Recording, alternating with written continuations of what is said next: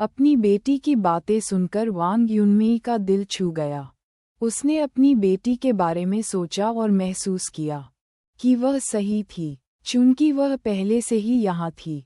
शारीरिक परीक्षण करने में कोई हानि नहीं थी।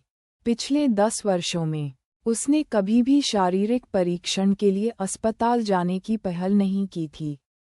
हालांकि क्लब हर साल कर्मचारियों के लिए शारीरिक परीक्षाएं आयोजित करता था, लेकिन वे काफ़ी सरल और व्यापक नहीं थीं।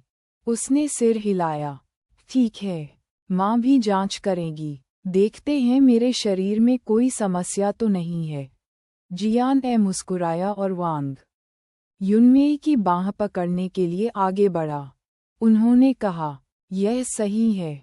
अब से आपको अपने स्वास्थ्य की स्थिति को बेहतर ढंग से जानने के लिए हर साल एक बार शारीरिक जांच करानी चाहिए। उन दोनों ने पूरे शरीर की जांच के लिए पंजीकरण कराया, जिसमें बुनियादी रक्त विनियमन, यकृत और गुर्दे की कार्यप्रणाली और छाती के रेडियोग्राफ से लेकर अधिक व्यापक एक्स-रे, मस्तिष्क की जांच और हृदय की जांच शामिल थी। माँ बेटी की जोड़ी ने सुबह अस्पताल के विभिन्न विभागों के बीच यात्रा करते हुए बिताई, कुछ रिपोर्टों के अलावा जो एक ही दिन में जारी की जा सकती थीं। कुछ अधिक परेशानी वाली रिपोर्टों के लिए उन्हें अगले दिन परिणाम प्राप्त करने की आवश्यकता होती थी। माँ ने पहले ही कहा था कि माँ का शरीर ठीक है।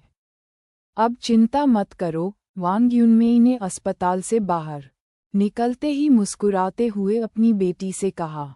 ये सुनकर जियान केवल मुस्कुराई, लेकिन उसे सहजता महसूस नहीं हुई।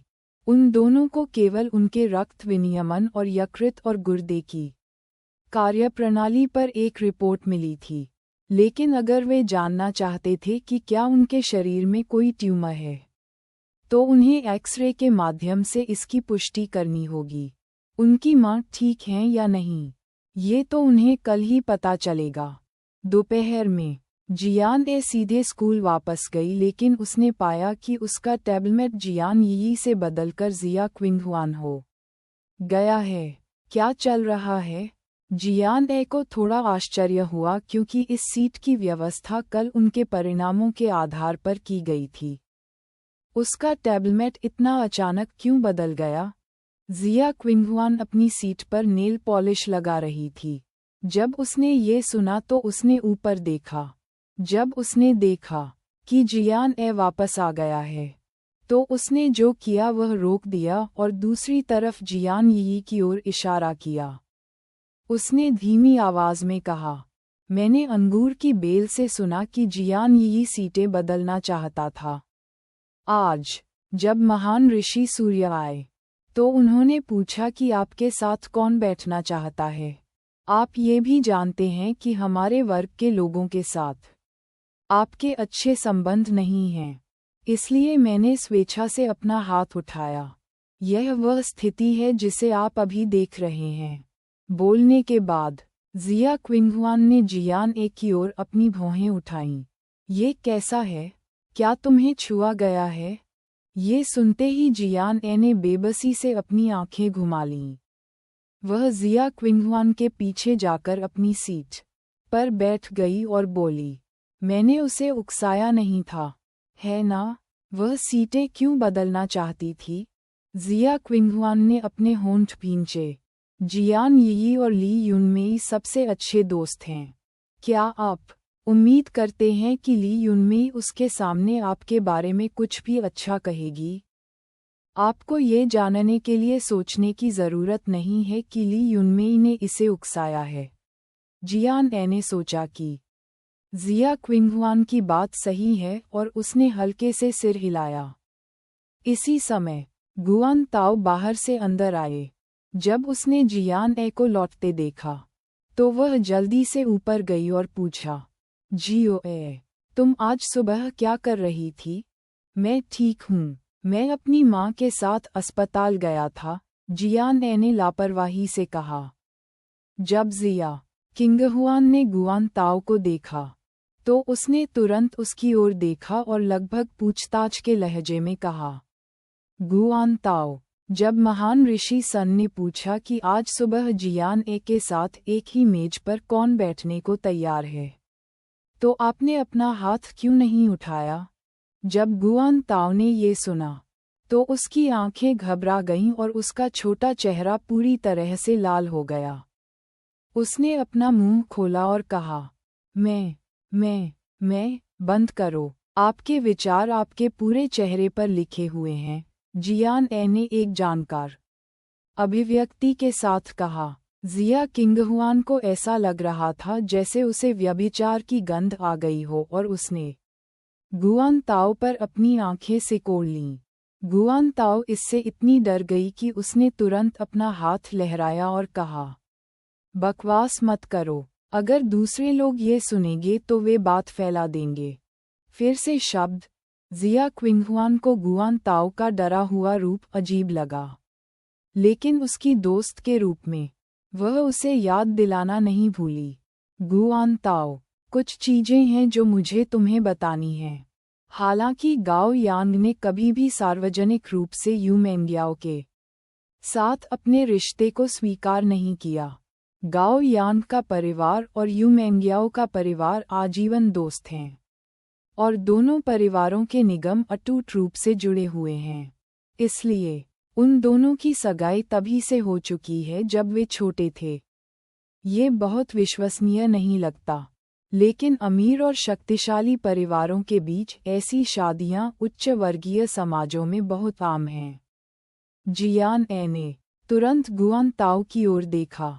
उसने पहले ही उसे गाओ यांग के बारे में याद दिला दिया था, लेकिन जिया क्विंगहुआन के शब्द अधिक ठोस लग रहे थे।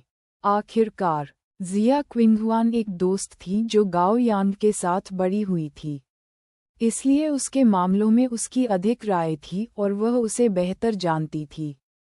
जब गुआन ताओ ने ये सुना तो वह एक पल के लिए चुप रहने से खुद को नहीं रोक सकी। फिर उसने धीरे से सिर हिलाया और जियान ए और जिया क्विंगहुआन की ओर देखा। मैं समझता हूँ, चिंता न करें, चीजें उस स्तर तक विकसित नहीं हुई हैं। दूसरे शब्दों में, गुआन ताओ को लगा कि गाओ यांग के लिए उसकी भावनाएं अभी उसे पसंद करने की सीमा तक नहीं पहुंची हैं। जैसा कि उसने और जियान ए ने कहा था, उसे बस यही लगा कि गाओ यांग विशेष है और हो सकता है कि उस पर उसकी अच्छी छाप हो। लेकिन बस इतना ही था। जिया किंगहुआन और जियान ने एक दूसरे को देखने के अलावा कुछ नहीं कर सके। फिर जियान ए ने कहा, किंगहुआन और मैं नहीं चाहते कि आपको ठेस पहुंचे, लेकिन अगर आप उसे पसंद करते हैं तो हम आपका समर्थन करेंगे, मेरा यही मतलब है। जिया क्विंगहुआन ने तुरंत सिर हिलाया। वैसे भी गाओ यांग शादीशुदा नहीं है, और उसने ये स्वीकार नहीं किया कि यू मेंग्याओ उसकी प्रेमिका थी। कुछ भी अब भी संभव है। हालांकि उसके दो दोस्तों ने कहा कि गुआन ताओ अच्छी तरह से जानता था कि वह और गाओ यांग एक ही दुनिया से नहीं थे। भले ही यू मेंग्याओ का अस्तित्व नहीं था, लेकिन जो व्यक्ति गाओ यांग के साथ खड़ा होगा वह उसका नहीं होना चाहिए। इस समय लिन यी, गाओ यांग और यान तियान बास्केटबॉल खेलकर लौटे। जियान यी अपनी सीट पर बैठी एक किताब पढ़ रही थी, लेकिन जब उसने लिन यी को प्रवेश करते देखा तो उसकी आंखें चमक उठीं। उसने जल्दी से अपने शरीर को सीधा किया और अपने बालों को प्राकृतिक रूप से चिकना करने का नाटक किया। हालांकि लिन यी ने उसकी ओर देखा तक नहीं। जैसे ही वह अंदर गया, उसने जियान ए को देखा। वह तुरंत आगे बढ़ा और चिंता से पूछा, तुम सुबह क्यों नहीं आए? यदि आप हमेशा स्कूल नहीं आते हैं तो मैं आपके लिए 1 महीने के लिए दोपहर का भोजन कब खरीद सकता हूँ? जियान ए ने हंसते हुए कहा, इतनी जल्दी क्या है, अभी भी समय है, अभी भी छुट्टियां आने में समय है। लिन यी ने अपनी भौहें ऊपर उठाईं और मुस्कुराते हुए सिर हिलाया। वह सुंदर दिखता था और कुछ गैंगस्टर जैसा दिखता था। फिर जैसे उसने कुछ सोचा हो और जल्दी से कहा, ओह ठीक है, इस शनिवार को मेरा जन्मदिन है। मैंने बैयून माउंटेन हॉट स्प्रिंग में एक विला बुक किया है। चलो, वहाँ एक साथ चलते हैं। हाँ, शनिवार को लिन यी का जन्मदिन है। क्या हम मौज मस्ती करने के लिए बैयून पर्वत पर जाएं? गर्म पानी के झरने में भीगना बहुत आरामदायक है, जिया किंगहुआन ने जल्दी से कहा। गाओ यांग और यान तियान ने भी जियान ए को देखा। जियान ए के प्रति लिन यी के रवैये में बदलाव के कारण, और क्योंकि जिया किंगहुआन और जियान ए सबसे अच्छे दोस्त बन गए थे, उन दोनों ने चुपचाप सहमति व्यक्त की थी कि जियान ए उनके समूह का सदस्य था। ये देखकर कि वे सभी उसे घूर रहे थे, जियान ए ने इसके बारे में बहुत ज्यादा नहीं सोचा, जैसा कि वह थी सहमत होने के बारे में। उसे अचानक याद आया कि वह शनिवार को बाई झोउ के साथ भूमि नीलामी में जा रही थी। जियान ए ने लिन यी की ओर देखा और कहा, शनिवार की सुबह मेरे पास कुछ है। मुझे एक दोस्त के साथ अपॉइंटमेंट लेना है। कोई बात नहीं, हम रात को वहां जाएंगे। बैयून माउंटेन हॉट स्प्रिंग 24 घंटे संचालित होता है। हम शनिवार की रात को इसमें डूब सकते हैं और एक रात के लिए पहाड़ पर रह सकते हैं। हम अभी भी रविवार को पहाड़ पर चढ़ सकते हैं और रविवार दोपहर को वापस आ सकते हैं। जब लिन यी ने सुना कि जियान ए के पास दिन के दौरान कुछ था, तो उसने तुरंत बिना सोचे समझे मूल योजना बदल दी। इस समय जियान यी, जो लिन यी की बातें सुन रहा था, अचानक आगे बढ़ी और एक मासूम मुस्कान के साथ कहा, क्या आप बैयून माउंटेन हॉट स्प्रिंग जा रहे हैं? क्या आप बैयून माउंटेन हॉट स्प्रिंग जा रहे हैं? बीमार तुम्हें वहां ले जाते हैं। मेरा परिवार इसका मालिक है। तुम्हारा परिवार इसका मालिक है? जिया क्विंगहुआन ने आश्चर्य से पूछा। हालांकि जियान यी एक स्थानांतरित व्यक्ति था, ली युनमेई ने बहुत पहले ही अपनी पहचान सभी को बता दी थी, इसलिए हर कोई हैरान रह गया। क्या जियान ग्रुप एक रियल एस्टेट कंपनी नहीं थी? हर किसी के सदमे को देखकर जियान यी आत्मसंतुष्ट होने के अलावा कुछ नहीं कर सका। हालांकि उसने मासूमियत से पलकें झपकाईं और सिर हिलाया। यह सही है। हालांकि हमारा परिवार मुख्य रूप से रियल एस्टेट व्यवसाय में है, हमने अन्य उद्योगों में भी हाथ आजमाया है। बैयून माउंटेन हॉट स्प्रिंग वास्तव में मेरे परिवार का व्यवसाय है। हर कोई समझ गया कि जियान यी का मतलब क्या था। सभी ने लिन यी की ओर देखा। इस बार लिन यी का जन्मदिन था और उसने उनके लिए बैयून पर्वत पर गर्म झरने पर जाने की व्यवस्था की थी। अब जब जियान यी अचानक प्रकट हुई, तो उन्हें ये देखना होगा कि क्या लिन यी उसे अपने साथ लाना चाहती है। हालांकि इससे पहले कि लिन यी कुछ कह पाती, जियान यी ने पहले बात की। मैं सर्वश्रेष्ठ हॉट स्प्रिंग विला बुक करने में हर किसी की मदद कर सकता हूँ। मैं पहले से ही कुछ विशेष मनोरंजक गतिविधियों की व्यवस्था करने में हर किसी की मदद कर सकता हूँ। सब कुछ मुझ पर छोड़ दो। हर कोई जा सकता है और मुफ्त में खेल सकता है। हम ऐसा कैसे कर सकते हैं? लिन यी अपनी भौहें सिकोड़ने के अलावा कुछ नहीं कर सकीं। इस बार यह उनकी जन्मदिन की पार्टी थी, लेकिन जियान यी बिल का भुगतान कर रहे थे। लिन यी को थोड़ा असहज महसूस हुआ। अगर यह मुफ्त है, तो हम नहीं जाएंगे। जियान यी को एहसास हुआ कि उसने लिन यी के आत्मसम्मान को ठेस पहुंचाई है। इसलिए उसने तुरंत कहा, मुझे क्षमा करें, मेरा कोई और मतलब नहीं था। मैं अभी चीन लौटा हूँ और अधिक मित्र बनाना चाहता हूँ। यदि मैंने अभी जो कहा उससे आपको असहजता हुई है, तो मैं क्षमा चाहता हूँ। जियान यी को इतना सावधान देखकर यान तियान ने उदासीनता से कंधे उचकाए और कहा, चूंकि नए सहपाठी ने हमें पहले ही आमंत्रित किया है, इसलिए हर कोई एक साथ जा सकता है। समय आने पर बस हमें छूट दें। जिया किंगहुआन ने उदासीनता से कंधे उचकाए। मैं इससे ठीक हूँ। जब तक जियान ए और गुआन ताओ जा रहे हैं। जियान ए ने सिर हिलाया। शनिवार को काम पूरा होने के बाद मैं आप लोगों से मिलूंगा। ये देखकर कि किसी ने आपत्ति नहीं जताई, लिन यी ने जियान यी से कहा, फिर कृपया एक बेहतर विला बुक करने में हमारी मदद करें। जियान यी ने मुस्कुराते हुए सिर हिलाया। चिंता मत करो, इसे मुझ पर छोड़ दो। अगली सुबह अस्पताल ने फ़ोन किया। उन्होंने कहा कि उनकी शारीरिक परीक्षाओं के परिणाम आ गए हैं, लेकिन विवरण के बारे में विस्तार से नहीं बताया।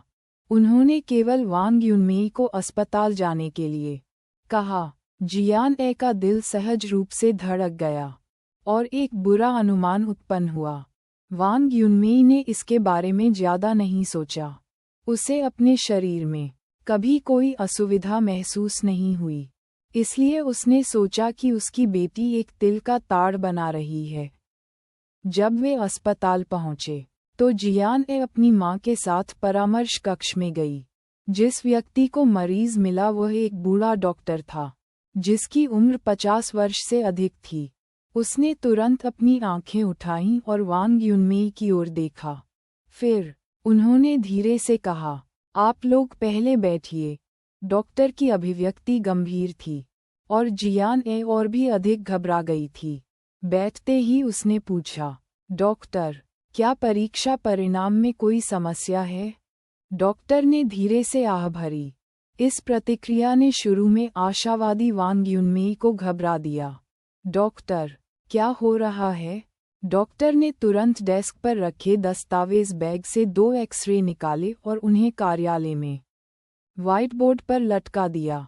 उन्होंने वांग युनमेई की ओर देखा और कहा, मैडम वांग, जांच रिपोर्ट के अनुसार आपके लीवर में एक ट्यूमर है। उनके शब्द वज्रपात की तरह थे जिसने जियान ए को प्रतिक्रिया देना भूल दिया। वह वहीं अचंभित होकर खड़ी रही। वांग युनमेई भी स्तब्ध थे। यह ऐसा था जैसे उसके मस्तिष्क ने इसे संसाधित नहीं किया था। उसने अचंभित होकर केवल इतना कहा, ट्यूमर। डॉक्टर ने भी असहाय होकर सिर हिलाया। उन्होंने काले और सफ़ेद एक्सरे की ओर इशारा किया और समझाया, यह सही है, यह एक ट्यूमर है जिसे लिवर कैंसर के नाम से भी जाना जाता है। इसके अलावा आपकी स्थिति आशावादी नहीं है, क्योंकि परीक्षा परिणामों के अनुसार आपके शरीर में कैंसर कोशिकाएं फैलनी शुरू हो गई हैं। उसके बाद जियान ए कुछ भी नहीं सुन सका जो डॉक्टर ने कहा। उसका दिमाग ट्यूमर और लीवर कैंसर के विचारों से भरा हुआ था। पुनर्जन्म के बाद उसकी सबसे बड़ी इच्छा थी कि उसकी मां उससे बच सके। Liver cancer. उसे उम्मीद नहीं थी कि पुनर्जन्म के आधे महीने से भी कम समय में उसे व्यक्तिगत रूप से अपनी मां के निदान का सामना करना पड़ेगा। यह निस्संदेह जियान ए के लिए एक बहुत बड़ा मजाक था। अपने पुनर्जन्म के बाद वह कुछ भी नहीं बदल सकी। थोड़ी देर बाद जियान ए ने अचानक अपना सिर उठाया और लाल आंखों से डॉक्टर की ओर देखा। डॉक्टर, क्या अब भी मेरी मां की बीमारी का इलाज संभव है? हम सबसे अच्छे डॉक्टर को नियुक्त कर सकते हैं और सबसे अच्छे अस्पताल में जा सकते हैं। वह हार नहीं मान सकती थी। जियान ए के दिल में वह एकमात्र आवाज़ थी। वह अपनी मां को दोबारा नहीं खो सकती थी। इस जीवन काल में वह दोबारा ऐसा नहीं होने देगी। डॉक्टर ने एक पल के लिए सोचा, जैसे वह व्यक्तिगत रूप से इस मां बेटी की जोड़ी की उम्मीदों को नष्ट नहीं करना चाहता था। उन्होंने रूढ़िवादी ढंग से कहा, हमारे वर्तमान चिकित्सा मानकों के अनुसार लीवर कैंसर के लिए कोई अच्छा इलाज नहीं है। हालांकि मेरा सुझाव है कि आप इलाज के लिए पीपुल्स अस्पताल जाएं। ये हमारे शहर का सबसे अच्छा अस्पताल है। यदि वे इसका इलाज नहीं कर सकते हैं तो आप राजधानी के अस्पताल का प्रयास कर सकते हैं। डॉक्टर ने सीधे तौर पर वांग युनमेई की मौत की सजा की घोषणा नहीं की, लेकिन उन्होंने यह नहीं कहा कि इसका इलाज किया जा सकता है। जियान ए ने अपनी मुट्ठियां कसकर भींच लीं। और एक्सरे को देखा जिसे वह समझ नहीं पाए। वह हल्के हल्के कांप रही थी, मानो अपने शरीर से उभर रही उदासी को दबाने की पूरी कोशिश कर रही हो।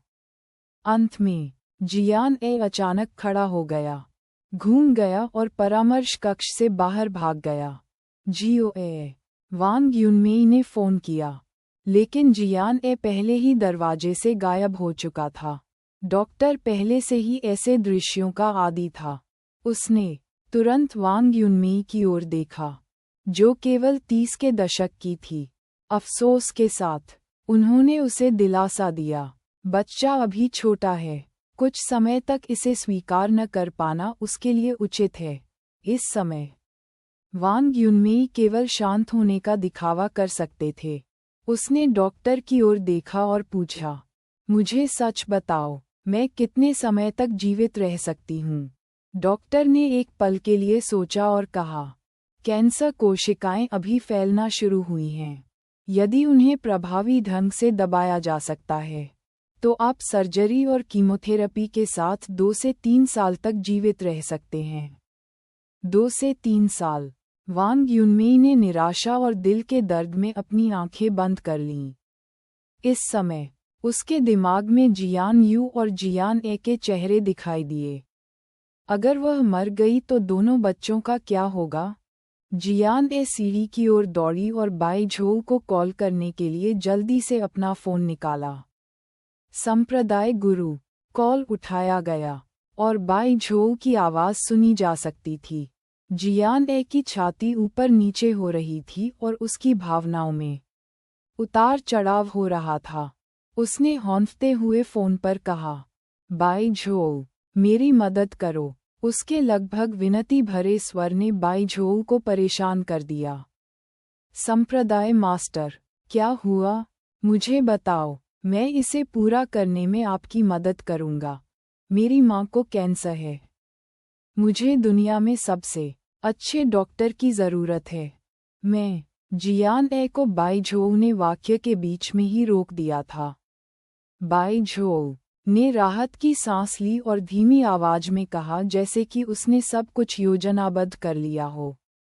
चिंता मत करो संप्रदाय मास्टर, इसे मुझ पर छोड़ दो। मैं सुनिश्चित करूंगा कि तुम्हारी माँ सुरक्षित और स्वस्थ रहें। बाई झोउ ने एक सरल वाक्य कहा, लेकिन इसने जियान ए के निराश दिल को तुरंत शांत कर दिया। जियान ए ने फ़ोन पकड़ लिया क्योंकि उसके शांत विचार धीरे धीरे वापस आ गए। किसी कारण से उसे विश्वास था कि बाई झोउ उसकी मदद कर सकती है। दूसरी ओर बाई झोउ ने फ़ोन रखने के बाद तुरंत एक नंबर डायल किया। कॉल तुरंत उठाया गया और दूसरी ओर से एक ठंडी और गहरी आवाज़ आई। यह क्या है? बाई झोउ ने तुरंत हल्की सांस छोड़ी। इस व्यक्ति के स्वर में अभी भी एक उदासीन रवैया था जिसने हजारों मील दूर के लोगों को अस्वीकार कर दिया था। सौभाग्य से बाई झोउ उसे बहुत अच्छी तरह से जानती थी। उन्होंने तुरंत अपनी भावनाओं को समायोजित किया और धीमी आवाज़ में कहा, मुझे संप्रदाय गुरु मिल गया है। पंक्ति के दूसरे छोर पर मौजूद व्यक्ति की सांसें थम गईं और अंततः उसके स्वर में उतार चढ़ाव आया। वास्तव में, बाई झोउ ने कहा, बेशक, संप्रदाय के गुरु को ढूंढना एक भविष्यवक्ता के रूप में मेरी जिम्मेदारी है। क्या किसी और को पता है? फ़ोन के दूसरी तरफ मौजूद व्यक्ति ने पूछा। बाई झोउ फ़ोन लेकर सोफे पर चली गई और बैठ गई। फिर उन्होंने कहा, संप्रदाय मास्टर नहीं चाहता है सभी के जीवन में बाधा उत्पन्न करें, इसलिए उसने मुझसे इस मामले को छिपाने के लिए कहा। हालांकि सेक्ट मास्टर को अब आपकी ज़रूरत है। तुम्हें यथाशीघ्र आना होगा। बिना किसी हिचकिचाहट के फ़ोन के दूसरी तरफ मौजूद व्यक्ति ने कहा, मुझे पता भेजो, मैं तुरंत प्रस्थान करूंगा। फ़ोन रखने के बाद बाई झोउ ने असहजता से अपनी कनपटी को रगड़ा। ची यांग, जो किनारे पर था, मदद नहीं कर सका लेकिन अपने मालिक को देखा। अंत में वह पूछने से खुद को नहीं रोक सका, प्रभु पैगंबर, क्या आपने संपर्क किया है? हाँ, बाई झोउ ने कहा। ये स्पष्ट था कि वह जानता था कि ची यांग किसके बारे में बात कर रहा था। उन्होंने धीरे से कहा, मैंने शुरू में सोचा था कि मैं संप्रदाय मास्टर के साथ अकेले अधिक समय बिता सकता हूँ। लेकिन मुझे योजनाओं में बदलाव की उम्मीद नहीं थी। इस दुनिया में वह एकमात्र ऐसा व्यक्ति है जो किसी को पाताल के राजा से छीन सकता है। ये सुनकर ची यांग ने धीरे से सिर हिलाया। अभी अभी उसने कमोबेश कुछ सुना था। ऐसा लग रहा था कि संप्रदाय गुरु की मां गंभीर रूप से बीमार थीं, जैसा कि भविष्यवक्ता ने कहा था। शायद दुनिया में उत्कृष्ट चिकित्सा कौशल वाला कोई और नहीं था जो पाताल लोक के राजा से किसी को छीन सके। जियान पिछले कुछ दिनों से गुमसुम रहने लगा था। भले ही बाई झोउ ने उसे आशा दी हो, जब तक उसकी मां ठीक नहीं हो जाती, यह मामला एक टाइम बम की तरह होगा जो किसी भी समय जियान की मनोवैज्ञानिक रक्षा को ध्वस्त कर सकता है। वांग युनमेई ने भी सब कुछ देखा। उसने अपनी बेटी को सांत्वना देने की कोशिश की, लेकिन कुछ चीजें ऐसी थीं जिन पर उसे विश्वास ही नहीं था। तो वह अपनी बेटी को उन पर विश्वास कैसे दिला सकती थी? शुक्रवार तक जियान को आखिरकार बाई झोउ का फोन आया। दोपहर में जैसे ही स्कूल खत्म हुआ, जियान जल्दी से स्कूल से बाहर निकल गया। 2 ब्लॉक पार करने के बाद उसने बाई झोउ की कार को सड़क के किनारे खड़ी देखा। वह आगे बढ़ी, जल्दी से कार का दरवाज़ा खोला और अंदर आ गई। ची यांग ड्राइवर की सीट पर बैठी थी और बाई झोउ जियान के साथ पिछली सीट पर बैठी थी। बाई झोउ ने कहा और ची यांग की ओर सिर हिलाया। संप्रदाय मास्टर, मैं तुम्हें किसी से मिलने ले जाऊंगी। ची यांग ने आदेश प्राप्त किया और कार स्टार्ट करने के लिए अपना हाथ उठाया और हाइचिंग जिले में एक उच्च श्रेणी के अपार्टमेंट की ओर चला गया। रास्ते में जियान ने एक शब्द भी नहीं कहा। वह पिछले कुछ दिनों से इसी स्थिति में थी। उसकी मां का निदान उसके लिए बहुत बड़ा झटका था। बाई झोउ ने ये देखा और दिल दुखाने के अलावा कुछ नहीं कर सकी। वह केवल उसे सांत्वना दे सका। संप्रदाय गुरु, चिंता मत करो, जब आप इस व्यक्ति को देखेंगे तो सभी समस्याएं हल हो जाएंगी। जियान बाई झोउ को देखने के लिए अपना सिर घुमाए बिना नहीं रह सकी। उसे इतना आश्वस्त और शांत देखकर जियान को बेवजह राहत महसूस हुई। बाई झोउ ने तुरंत जियान की ओर देखा और आसानी से मुस्कुरा दी। जैसे सेक्ट मास्टर को उस पर भरोसा था, वैसे ही उसने भी उस व्यक्ति पर भरोसा किया।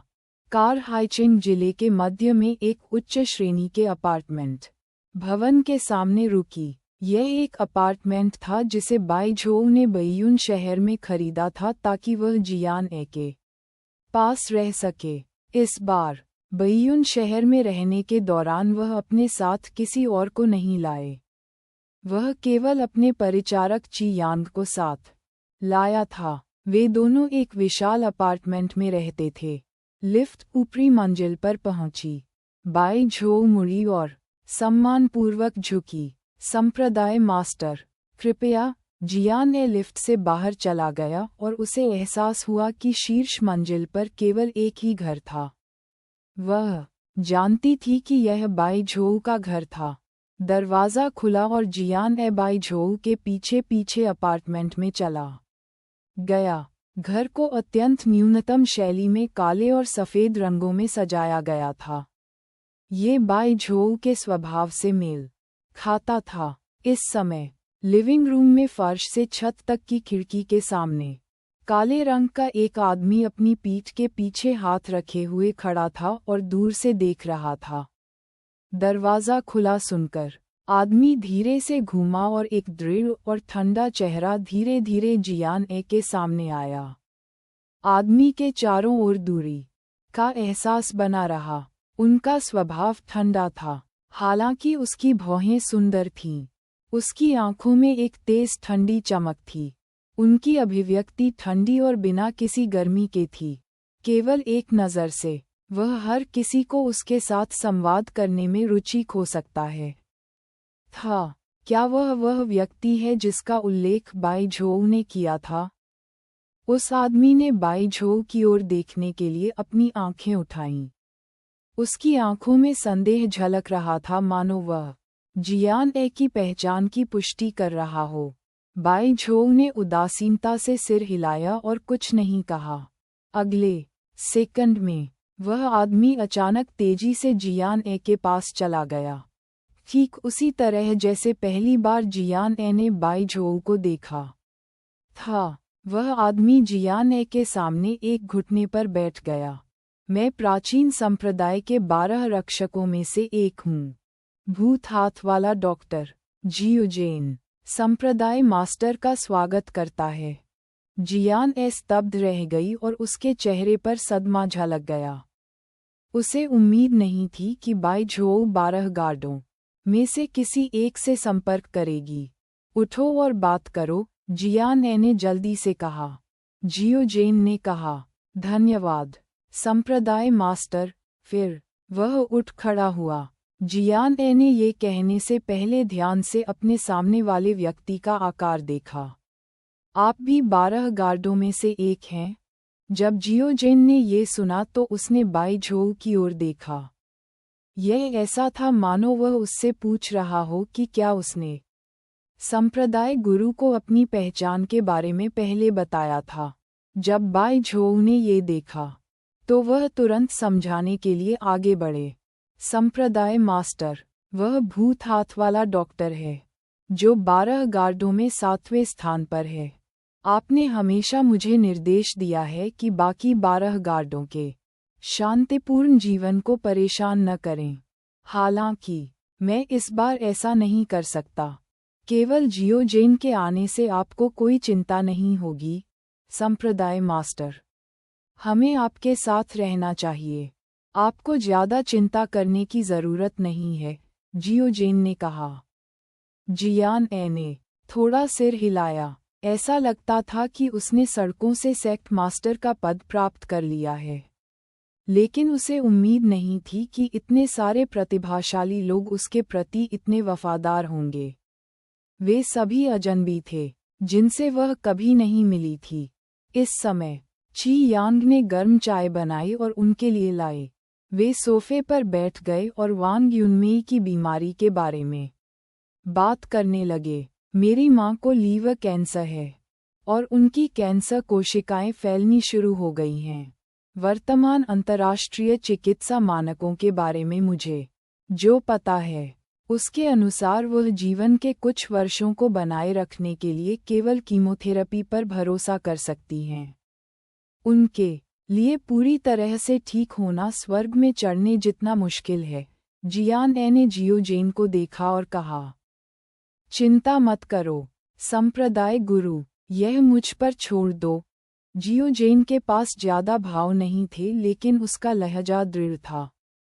जियान ए मदद नहीं कर सका लेकिन आंसू बहाए। क्या आप इतने आश्वस्त हैं? बाई झोउ धीरे से हंसने के अलावा कुछ नहीं कर सकी। भूत के हाथ वाले डॉक्टर के रूप में उनकी उपाधि व्यर्थ नहीं है। यदि वह चाहते हैं कि कोई आधी रात को मर जाए तो कोई भी रात के 2 बजे से पहले नहीं रह सकता।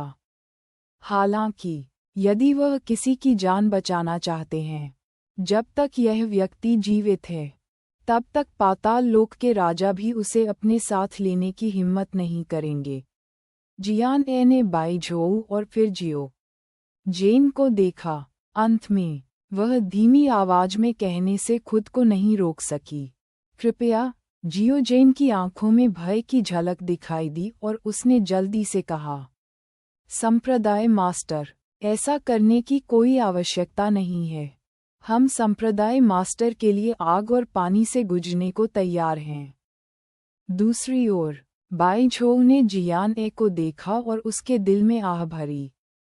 वह जानता था कि जियान ए ने अभी भी प्राचीन संप्रदाय के संप्रदाय गुरु के रूप में अपनी पहचान को पूरी तरह से स्वीकार नहीं किया है।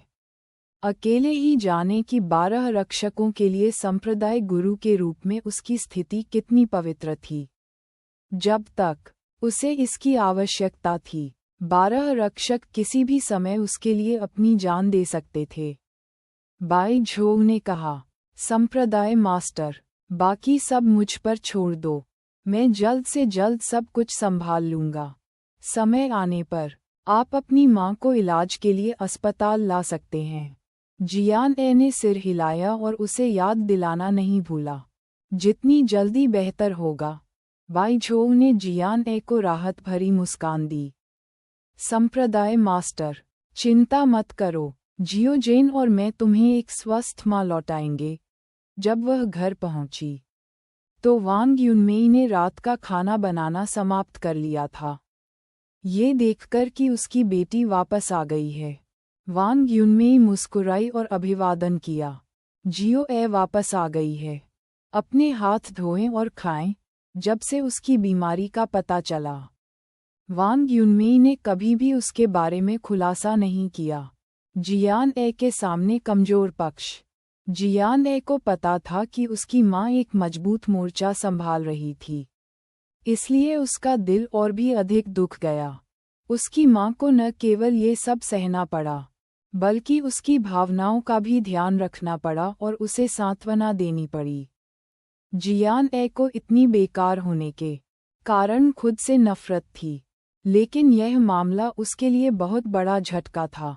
वह ये दिखावा नहीं कर सकती थी कि कुछ हुआ ही नहीं। सौभाग्य से स्वर्ग ने उसे एक बार फिर आशा दी। वह बाई झोउ और जियोजेन में विश्वास करती थी। माँ, आपने क्या तैयार किया? इसकी खुशबू बहुत अच्छी है। इस विचार को मन में रखते हुए जियान ए मुस्कुराते हुए मेज की ओर झुक गई और अपनी सामान्य शक्ति वापस पा ली। वह इस समय अपनी माँ का मनोवैज्ञानिक बोझ नहीं बढ़ा सकती थी। अपनी माँ को आशावादी बनाने के लिए उसका आशावादी होना जरूरी था।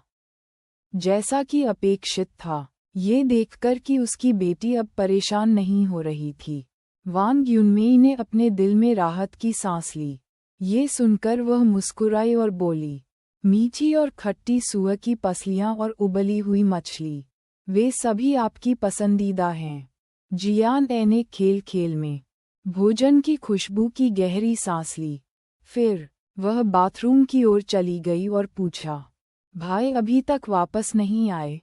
वह दोपहर को लौटा लेकिन अभी चला गया। आप दोनों एक दूसरे को याद करते थे।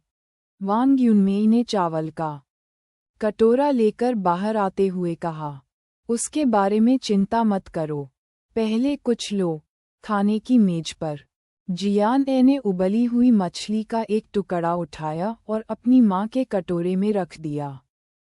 फिर उसने निश्चिंत होने का नाटक किया और अचानक कहा, माँ, चलो बाद में दूसरे अस्पताल में जाकर देखेंगे, कोई रास्ता तो होगा। जब वांग युनमेई ने ये सुना तो उसने खाना बंद कर दिया। उसने तुरंत अपनी बेटी की ओर देखने के लिए अपना सिर उठाया। उसने देखा कि उसकी बेटी की अभिव्यक्ति स्वाभाविक थी और पहले की तरह उदास नहीं थी। जियान ए ने भी वांग युनमेई की ओर देखा। अपनी माँ की अभिव्यक्ति को अचानक गंभीर होते देख जियान ए ने मुस्कुराते हुए कहा, माँ, जब से हमें पता चला है, हमें इसका सामना करना होगा। मैं हार नहीं मानूंगी और तुम भी हार नहीं मान सकती। मेरे और भाई के बारे में सोचो, तुम्हें बेहतर होना होगा। जब वांग युनमेई ने जियान ए की बातें सुनी तो उसने जियान ए की आंखों में संकल्प और आशा देखी। वह जानती थी कि अब छुपने से कोई फायदा नहीं। जैसा कि उनकी बेटी ने कहा था, चूंकि यह पहले ही हो चुका था, इसलिए उन्हें इसका सामना करना पड़ा। वह आसानी से बीमारी के सामने झुक नहीं सकती थी। उसके बच्चे थे, इसलिए उसे मजबूत होने की जरूरत थी। वांग युनमेई ने थोड़ा सिर हिलाया और मुस्कुराए। ठीक है, माँ तुम्हारी बात सुनेगी। शनिवार को जमीन की नीलामी में ईस्ट सी रियल एस्टेट कंपनी अभी स्थापित हुई थी। तार्किक रूप से कहें तो वे किसी सरकारी संगठन से भूमि की बोली में भाग लेने के योग्य नहीं थे। हालांकि बाई झोउ के कई कनेक्शन थे और उन्होंने कंपनी के लिए इतना कीमती स्थान प्राप्त किया। जियान ए को पता था कि अपनी मौजूदा क्षमताओं के साथ, चाहे वह कनेक्शन हो या पैसा, वह कंपनी को कम समय में तेजी से बढ़ने नहीं दे सकती। हालांकि बाई झोउ की क्षमताएं अथाह थीं। अक्सर जियान ए ने जो चीजें उसे सौंपी थीं, उसे उसने उसकी उम्मीदों से परे पूरा किया। इस समय ईस्ट सी रियल एस्टेट ने पहले ही आकार लेना शुरू कर दिया था। बाई झोउ ने महत्वपूर्ण पदों के लिए सभी प्रबंधन कर्मियों को राजधानी से स्थानांतरित कर दिया था। कर्मचारियों की भी भर्ती की गई थी और वे सभी जियान ए के मानकों के अनुसार थे। जियान ए ने आज एक कैजुअल पोशाक पहनी हुई थी, जो बाई झोउ द्वारा उसके लिए खरीदे गए कपड़ों के ढेर के बीच अपेक्षाकृत अधिक औपचारिक थी। आखिरकार यह अपरिहार्य था कि वह इस उम्र में सूट और चमड़े के जूते में अजीब दिखेगी। उसने एक कैब बुलाई और कार्यक्रम स्थल के बाहर पहुंची। बाई झोउ पहले से ही वहां इंतजार कर रही थी। मालिक, जब बाई झोउ ने जियान ए को देखा तो उसने तुरंत उसे संबोधित करने का तरीका बदल दिया। जियान ए ने अपने सामने सिटी हॉल की ओर देखा और कुछ हद तक आश्चर्यचकित हुई कि बोली लगाने का स्थान सीधे सरकार की भूमि सीमा के भीतर था। हमें देर नहीं हुई है, ठीक है? जियान ए ने पूछा।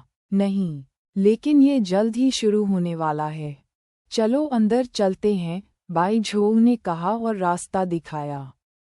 जियान ए ने अपने कपड़े ठीक किए और जल्दी से उसके पीछे चली गई। चूंकि नीलामी हॉल सिटी हॉल में था, इस भूमि के लिए कोई अतिरिक्त सजावट नहीं थी। नीलामी वहां केवल एक साधारण बैनर था, और क्योंकि यह कोई बोली बैठक नहीं थी, इसलिए वहां कोई शराब तैयार नहीं की गई थी। हालांकि ये भी अच्छा था। हालांकि जो लोग जमीन के लिए बोली लगाने के लिए वहां आए थे, वे सभी विभिन्न रियल एस्टेट कंपनियों से थे, लेकिन वे यहाँ सामाजिक मेलजोल या शराब पीने के लिए नहीं आए थे। इसके बजाय उनके पास स्पष्ट लक्ष्य थे। हॉल के बाहर एक स्टाफ सदस्य ने निमंत्रण पत्र की जांच की। जब उन्होंने बाई झोउ को देखा तो उन्होंने भावहीन होकर कहा, कृपया मुझे निमंत्रण पत्र दिखाओ। बाई झोउ ने अपनी जेब से एक चांदी सफ़ेद कार्ड निकाला और उसे सौंप दिया। ये ईस्ट सी रियल एस्टेट के लिए है, जो एम ग्रुप की सहायक कंपनी है। उस व्यक्ति ने निमंत्रण लिया और जल्दी से निमंत्रण सूची पर नज़र डाली। ये देखकर कि यह वास्तव में निमंत्रण सूची में था, उन्होंने बाई झोउ को एक नंबर दिया। आपका नंबर 13 है, कृपया अंदर आएं। जियान ने, जो बाई झोउ के पीछे चल रहा था, धीमी आवाज में पूछने से खुद को नहीं रोक सका। मुझे आपसे ये पूछने का मौका नहीं मिला कि आपको इतनी महत्वपूर्ण नीलामी का निमंत्रण कैसे मिला। जब बाई झोउ ने ये सुना तो वह रहस्यमय ढंग से मुस्कुराया। इतनी छोटी सी बात बताने लायक नहीं है। जियान ए ने अपनी आंखें उसके दिल में घुमा दीं। जब उसने कहा कि वह मोटा है तो वह हाँफ रहा था। हालांकि उसे अपने दिल में बाई झोउ की क्षमता का पुनर्मूल्यांकन करना पड़ा। जब वे पहली बार मिले तो बाई झोउ ने खुद को पूरी तरह से बेकार बताया। उसकी एकमात्र खूबी यह थी कि वह अमीर था। हालांकि ऐसा नहीं था। बाई झोउ के पास बहुत सारे कौशल थे। हॉल अपेक्षाकृत विशाल था और साधारण मेज और कुर्सियां लगी हुई थीं। सामने एक मंच और एक बड़ी स्क्रीन थी। इस समय हॉल में पहले से ही बहुत सारे लोग बैठे हुए थे। सभी ने सूट और चमड़े के जूते पहने हुए थे और वे सफल दिख रहे थे। उनमें से कई एक दूसरे से परिचित थे, और जो लोग इस स्तर की भूमि नीलामी में भाग लेने में सक्षम थे, वे सभी बैयून शहर में रियल एस्टेट उद्योग की बड़ी कंपनियां थीं। उनमें से कुछ व्यापारिक भागीदार थे, लेकिन उनमें से अधिकांश के प्रतिस्पर्धी रिश्ते थे। बाई झोउ के चांदी सफ़ेद बाल पहले से ही ध्यान खींचने वाले थे। अब उसके पीछे एक 14 साल की लड़की थी। जैसे ही वे दोनों कार्यक्रम स्थल में दाखिल हुए, उन्होंने तुरंत कई लोगों का ध्यान आकर्षित किया। जियान ए ने तुरंत आखिरी पंक्ति के कोने की ओर इशारा किया। ये देखकर बाई झोउ ने सिर हिलाया। उन दोनों ने अपना सिर नीचे कर लिया और तेजी से आगे बढ़कर बैठ गए। बाकी लोग केवल उत्सुकता से उनकी ओर देखते रहे, लेकिन किसी ने इसके बारे में बात नहीं की। जियान ए की तुलना में बाई झोउ की उपस्थिति सबसे आकर्षक थी। तुम्हारे चांदी जैसे सफ़ेद बाल बहुत आकर्षक हैं। बैठने के बाद जियान ए ने अपनी आवाज़ कम कर दी। मैं इसके साथ पैदा हुई थी। मेरा शरीर, बाल और त्वचा सभी मेरे माता पिता की बदौलत हैं। इसके अलावा कई लोग कहते हैं कि मैं अच्छी दिखती हूँ। बाई झोउ ने भी अपनी आवाज़ धीमी की और जवाब दिया। जियान ए ने अविश्वास से बाई झोउ को देखा। जब बाई झोउ ने ये देखा, तो उसने अपनी आंखें चौड़ी की और दृढ़ता से कहा, मैं इसके साथ पैदा हुआ था। अगर मैं तुमसे झूठ बोलता हूँ तो मैं एक पिल्ला हूँ। जैसे ही उन दोनों ने बात की, मूल रूप से शांत कमरे में हंगामा मच गया। इसी समय सूट पहने एक आदमी बाहर से हॉल में दाखिल हुआ। जियान समूह के अध्यक्ष, वह व्यक्तिगत रूप से नीलामी में आए थे। यह अब जीवंत है। सेंचुरी ग्रुप के चेयरमैन चेन सामने बैठे हैं। जो व्यक्ति आया था वह कोई और नहीं बल्कि जियान ग्रुप के अध्यक्ष जियान चांगशेंग थे, जो बइयुन शहर के रियल एस्टेट उद्योग के नेता थे। कमरे में मौजूद हर कोई बइयुन शहर की रियल एस्टेट दुनिया का एक प्रसिद्ध व्यक्ति था। जियान चांगशेंग का नाम उद्योग में वज्रपात की तरह था। जियान समूह बइयुन शहर में एक शताब्दी पुराना उद्यम था। यह अफवाह थी कि जियान चांगशेंग ने 23 साल की उम्र में जियान समूह पर कब्जा कर लिया था। उनके नेतृत्व में जियान ग्रुप दिन ब दिन फलता फूलता गया। अब ये बइयुन शहर के रियल एस्टेट उद्योग के आधे हिस्से पर कब्जा कर लेता है। हाल के वर्षों में इसने धीरे धीरे अन्य उद्योगों में घुसपैठ करना शुरू कर दिया था और वर्तमान में सुर्खियों में था। बॉस, इस व्यक्ति का उपनाम आपके जैसा ही है। उसका नाम जियान चांगशेंग है। वह बइयुन शहर की रियल एस्टेट दुनिया का नेता है। ये स्पष्ट था कि बाई झोउ ने तुरंत ही अपना होमवर्क कर लिया था। जियान ऐसे फुसफुसाया। जियान ए एक सूट में जियान चांगशेंग को देखने के अलावा कुछ नहीं कर सका। क्या ये जियान यी के पिता थे? अध्यक्ष जियान, आप भी यहाँ हैं। इस समय अग्रिम पंक्ति के लोगों में से एक जियान चांगशेंग का पुराना दोस्त लग रहा था। जब उसने जियान चांगशेंग को देखा तो वह खड़ा हो गया और उसका गर्मजोशी से स्वागत किया। निर्देशक चेन, बहुत दिनों से नहीं मिले। जियान चांगशेंग ने गर्मजोशी से उनसे हाथ मिलाया और उनका अभिवादन किया। इस समय बाई झोउ ने जियान ऐसे कहा। चेन लेई, सेंचुरी ग्रुप के अध्यक्ष, वह बइयुन सिटी की रियल एस्टेट दुनिया में भी एक बड़ा शॉट है। उन्होंने कई वर्षों तक जियान ग्रुप के साथ प्रतिस्पर्धा की और उनकी कंपनी बहुत शक्तिशाली है। बाई झोउ को इन सभी लोगों को याद रखने का कारण ये था कि वे भविष्य में उनके निगम के प्रतिस्पर्धी बन जाएंगे। जैसा कि कहा गया है, अपने आप को और अपने दुश्मन को जानो। हालांकि जियान ए को लगा कि चेयरमैन चेन परिचित लग रहे थे। इसके बारे में सोचने के बाद उसे एक एहसास हुआ, क्या चेन लेई सेंचुरी मैंशन की मालिक नहीं थी जिसने उसे 50% की छूट दी थी जब वह अपनी माँ और भाई के साथ घर देखने गई थी?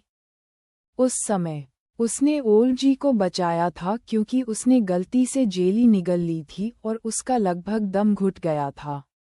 अपना आभार। प्रकट करने के लिए बॉस चेन ने उसे घर खरीदने पर 50% की छूट दी। पृथ्वी वास्तव में गोल थी।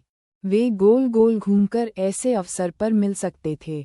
आज आप बहुत सारा पैसा खर्च करने जा रहे हैं, जियान ए ने अचानक कहा।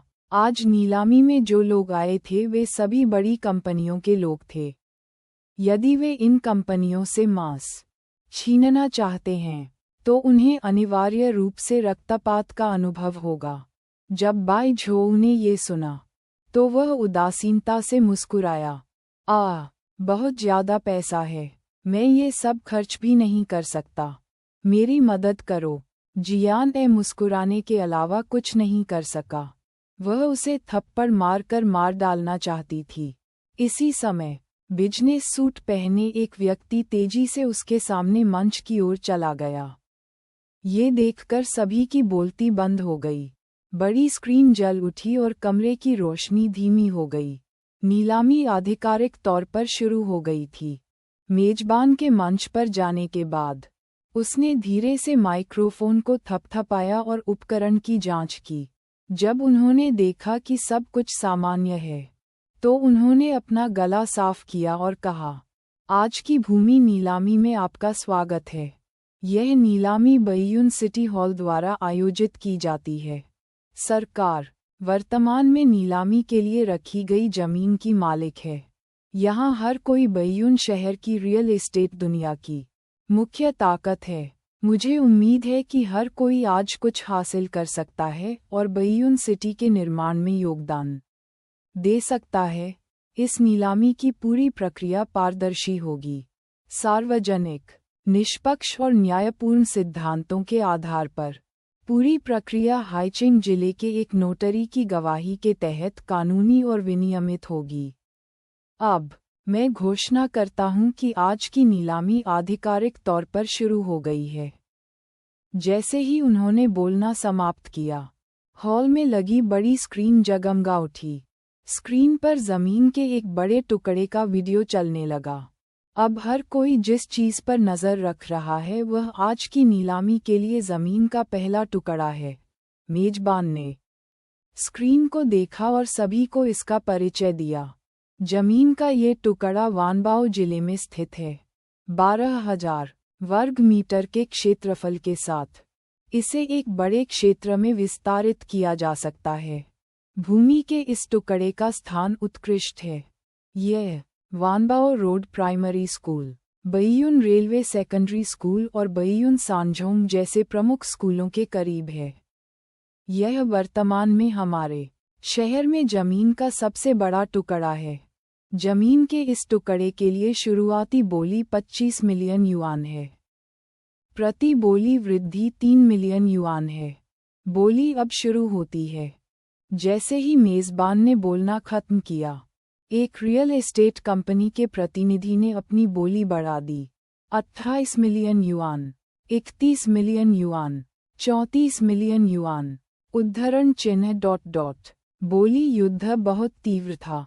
भूमि के इस टुकड़े का 12,000 वर्ग मीटर का उपयोग योग्य क्षेत्र सभी के लिए बहुत आकर्षक था। इतने बड़े क्षेत्र का उपयोग व्यावसायिक जिले या आवासीय क्षेत्र के निर्माण के लिए पूरी तरह से किया जा सकता है। जब बाई झोउ ने सभी की बोली सुनी तो वह कुछ नहीं कर सका। मदद करें, लेकिन जियान ए की ओर देखने के लिए मुड़े। उसने धीमी आवाज में पूछा, बॉस, क्या आप ये चाहते हैं? जियान ए अपनी कुर्सी पर अपनी बाहों को मोड़कर पीछे झुक गई और स्क्रीन पर वीडियो को देखने लगी। थोड़ी देर बाद उसने कहा, हाँ, लेकिन थोड़ी देर और इंतजार करते हैं।